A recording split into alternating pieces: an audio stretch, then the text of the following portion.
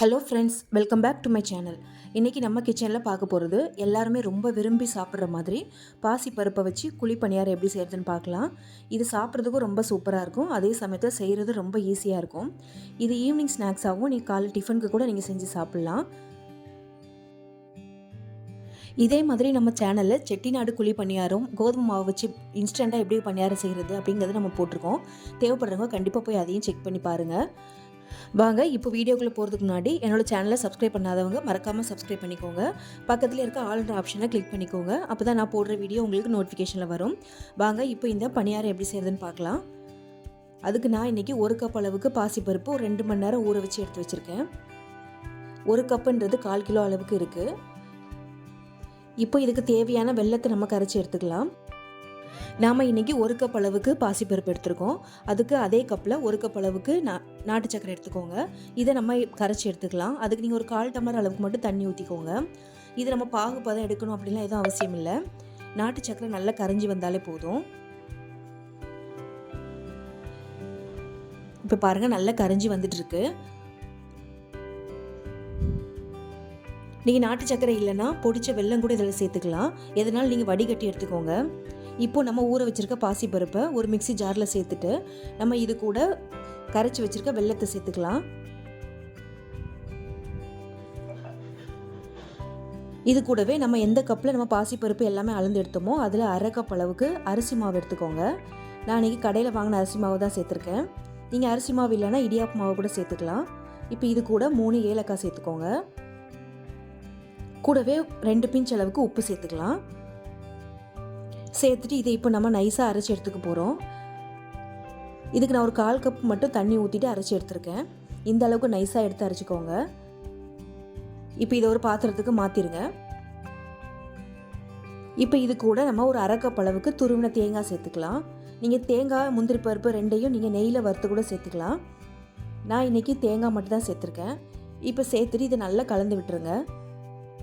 இப்போ இதில் கொஞ்சம் கொஞ்சமாக தேவைக்கு ஏற்ற மாதிரி தண்ணி ஊற்றிட்டு நம்ம கரைச்சிக்கலாம். மாவு ரொம்ப திக்காக இருந்ததுன்னா நமக்கு பணியாரம் ரொம்ப கல் மாதிரி ஆகிடும். இப்போ பாருங்கள், நான் இப்போ ஒரு 1/2 கப் அளவுக்கு தண்ணி ஊற்றிருக்கேன். இப்போ இதை நல்லா மிக்ஸ் பண்ணி எடுத்துக்கோங்க.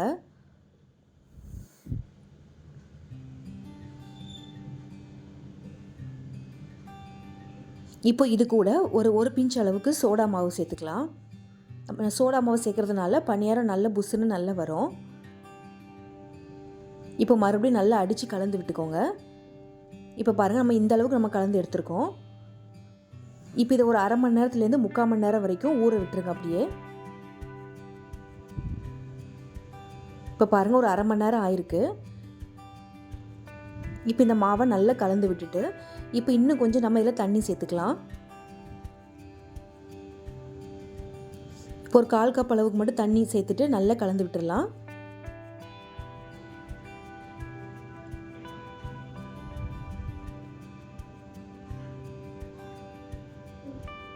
இப்போ பாருங்கள், மாவு நல்லா கலந்து விட்டாச்சு. இப்போ பணியாரக்கல்லில் நம்ம தேவையான அளவுக்கு நெய் ஊற்றிக்கலாம். நீங்கள் எண்ணெய் கூட இதில் சேர்த்துக்கலாம். இல்லைனா பாதி அளவுக்கு நெய் பாதி அளவு எண்ணெய் ஊற்றி நீங்கள் மிக்ஸ் பண்ணி கூட இதில் சேர்த்துக்கலாம்.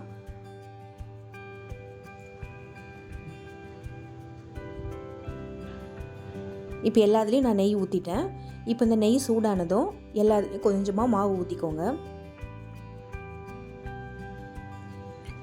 நீங்கள் குழி ஃபுல்லாக ஊற்றாமல் ஒரு 3/4 இதுக்கு வர மாதிரி மட்டும் ஊற்றுங்க. அப்போ தான் நமக்கு பொங்கி வரும்போது கரெக்டாக இருக்கும்.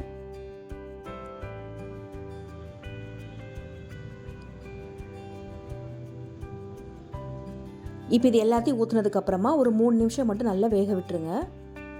இப்போ பாருங்கள், நமக்கு சுற்றி நல்லா ப்ரௌனாக நல்லா வெந்து வந்திருக்கு. இப்போ இந்த சமயத்தில் திருப்பி விட்டுக்கோங்க. இது ஃபுல்லாகவே அடுப்பு சிம்லேயே வச்சு பண்ணுங்கள். ஏன்னா பாசிப்பருப்பு வெல்லம் நமக்கு சீக்கிரமாக கருகிடும். அதனால் ஃபுல்லாக அடுப்பு தீயை குறைச்சி வச்சு இதை எடுத்துருங்க. இப்போ பாருங்கள், நமக்கு ஒரு சைடு நல்லா வெந்து வந்திருக்கு. இப்போ இது எல்லாத்தையும் திருப்பி விட்டுடலாம். திருப்பி விட்டுட்டு மறுபடியும் ஒரு 3 நிமிஷம் வேக விட்டுருங்க. இப்போ பாருங்கள், ஒரு 3 நிமிஷம் ஆயிருக்கு. இப்போ பாருங்கள், சூப்பராக நமக்கு பணியாரம் நல்லா வெந்து வந்திருக்கு. நல்ல முறுமுறுப்பாகவும் இருக்குது. இப்போ நம்ம இதை எடுத்துடலாம். அவ்வளோதாங்க, நம்மளோட சூப்பரான ஹெல்த்தியான பாசிப்பருப்பு பணியாரம் ரெடி ஆகிடுச்சு. இதை கண்டிப்பாக ஒரு வாட்டி ட்ரை பண்ணி பாருங்கள். இந்த பணியாரம் நீங்கள் சாப்பிட்றதுக்கு தொட்டுக்க எதுவும் தேவையில்லை. வேணும்னு நீங்கள் நினச்சிங்கன்னா கண்டிப்பாக இதுக்கு கார சட்னி சூப்பராக இருக்கும். அதையும் ஒரு வாட்டி ட்ரை பண்ணி பாருங்கள். என்னோட வீடியோ உங்களுக்கு பிடிச்சதுன்னா மறக்காமல் லைக் பண்ணி ஷேர் பண்ணுங்கள். தேங்க்ஸ் ஃபார் வாட்சிங்.